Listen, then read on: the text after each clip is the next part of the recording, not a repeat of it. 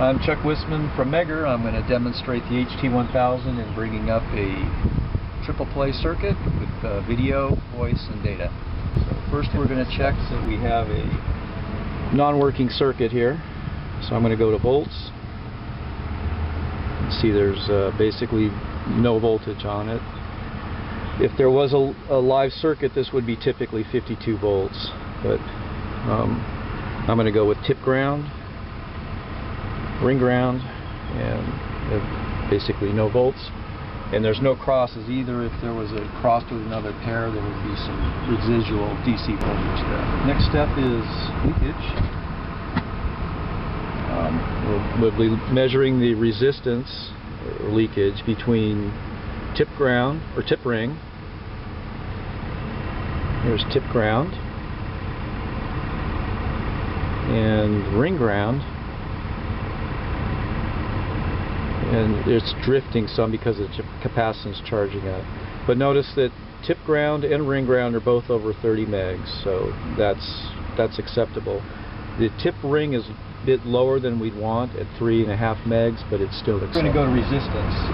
It's a bit of a repeat in that we already know that we've got very high resistance already. We'd go to the resistance circuit if, let's say, we were looking for loop resistance. It's more used for lower resistance values.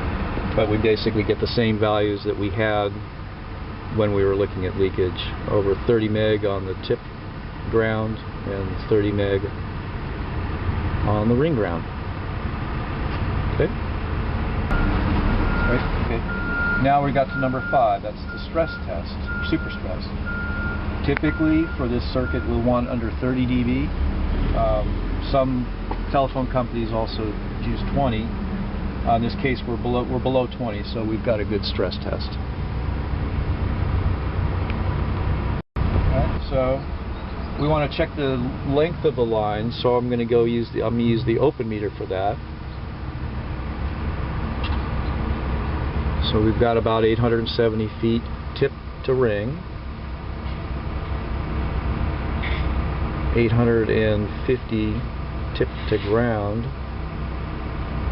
and about 850 ring to ground. The most important readings are these two, that they're about the same, and they're both about 850 feet. In addition, we want to verify that that's the length of the line that we're looking for, and it is in this case. Okay, we're also going to be checking for load coils. That's number 8. We'll start the frequency sweep. You can hear it, maybe you can hear the speaker, you can hear the frequency sweep, but so no load coils. That's good. Okay. Now we'll go to 0, that's the TDR. We'll do two things here. We'll be checking for bridge taps, and we'll also be verifying the length that we got with the open meter. So keep scrolling out. There's an event there. It's a minor event. It's probably a splice. More cable. More cable. Okay, there we are at, and the TDR is saying about 846 feet, which is pretty close to what the open meter said. In addition, there really are no events between the launch pulse and the return. So there are some, if there was a bridge tap there, there'd be a much more pronounced waveform. All we have here is this kind of a minor event at 850 feet, and that's a splice. Okay? Alright, now we're going to go to the wideband noise or the spectrum analyzer. That's the asterisk key. So what we're looking here in the general guidelines is for a very good line we want to be below minus 60 dBm, and we're just about there. Notice the signature.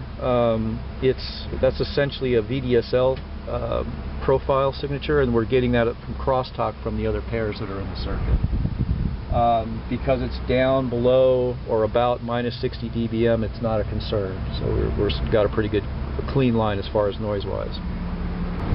Now we're going to be going to the second menu. I go that with the hash key, the pound key, and then we're going to check push number 5 for impulse noise. This is looking for spikes that come from dirty power that the spectrum analyzer may not catch. It's more of a transient event. So depending on what the telephone company's guidelines are, you would stay on this line for a period of time, maybe 5 minutes, and look for any hits. We won't stay here for 5 minutes, but the time that we're here, we're not seeing any hits at our threshold, which is now set to minus 35 dBm with a filter, a G filter. And then we also display hits below our threshold and hits above our threshold, and we're not getting anything. So again, it's a clean line.